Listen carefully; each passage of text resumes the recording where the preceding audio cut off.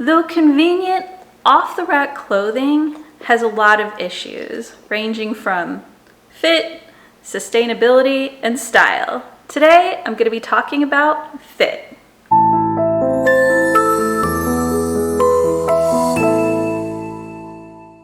You have likely experienced fit issues with your clothes.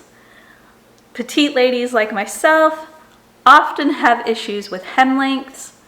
I'm a size 8 in one store, a 12 in another, and this nonsensical sizing is frustrating and makes shopping such a hassle.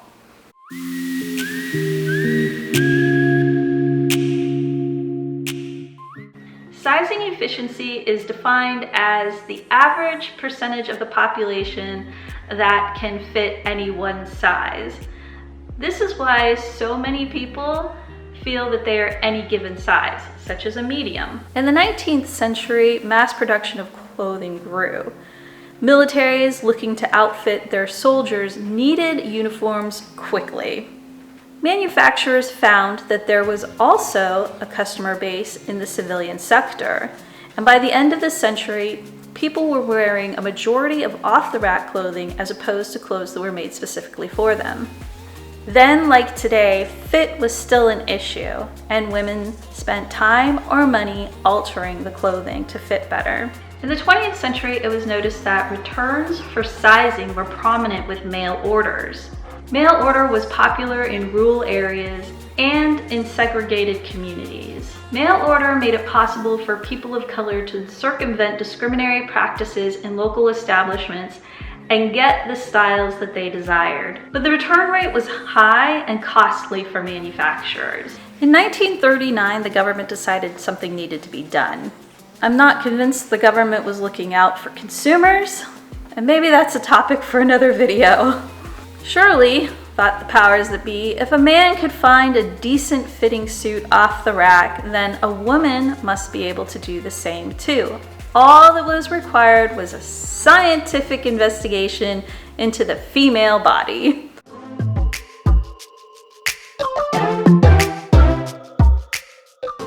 The Department of Agriculture's Bureau of Home Economics was called upon to conduct the study and publish its results. A total of 14,698 women took part in the study that measured 58 points, producing a massive amount of anthropomorphic data. Dr. Lynn Brody pointed out problems with the data. The study had women of color participants, however, their numbers were excluded from the study's results. Participants were paid, so more women took part in the study, and those poor women were most likely malnourished. The study was published in 1941 and produced a very complicated system spanning 7 different body shapes and promoted a 3-part sizing system that was highly impractical for manufacturers.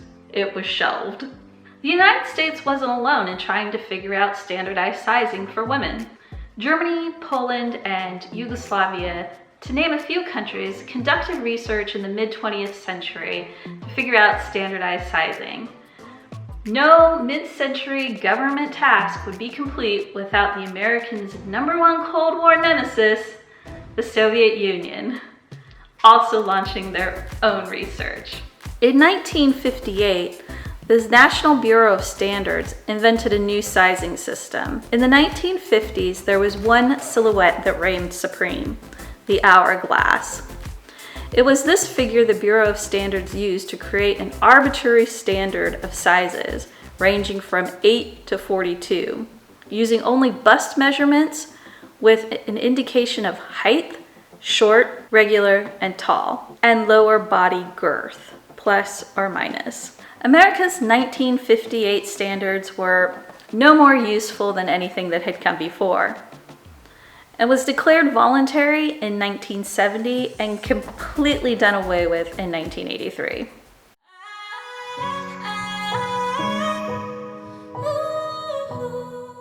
Freedom from any kind of commercial standards meant manufacturers were free to do whatever they wanted. They could sew whatever size they wanted into a garment, and vanity sizing is the result of there being no standardized sizing. There's no shortage of writings about the psychology and marketing of vanity sizing. The philosophy is that if a customer is a smaller size in a particular brand, then customers are more likely to become loyal to that brand. But there's more to it than just an arbitrary number that makes customers feel good. Brands choose the bodies that they want to have wearing their clothing. Brands choose a fit model. A fit model is kind of like a living mannequin. Most of the time, she's a size 6 in their brand, and her well-proportioned body is used to fine-tune each piece's dimensions and feel before it goes into production. That person's proportions then become the blueprint for producing the clothes in other sizes. The fit model represents the types of bodies the brand wants to make clothing for. Just like in the 1938 study, fit models are mostly white and lean.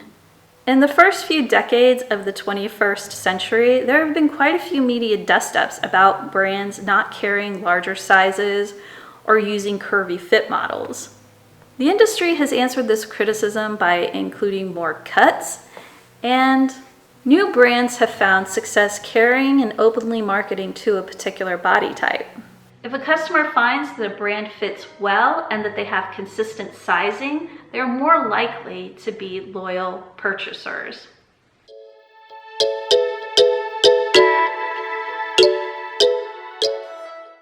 Even within a brand, there can be fit issues due to the manufacturing process. The process has to allow for human error. This allowance is known as tolerance, and it can be up to 2 inches. That 2-inch allowance is for cutting and sewing, and can mean a variation in the fit even within the brand's size.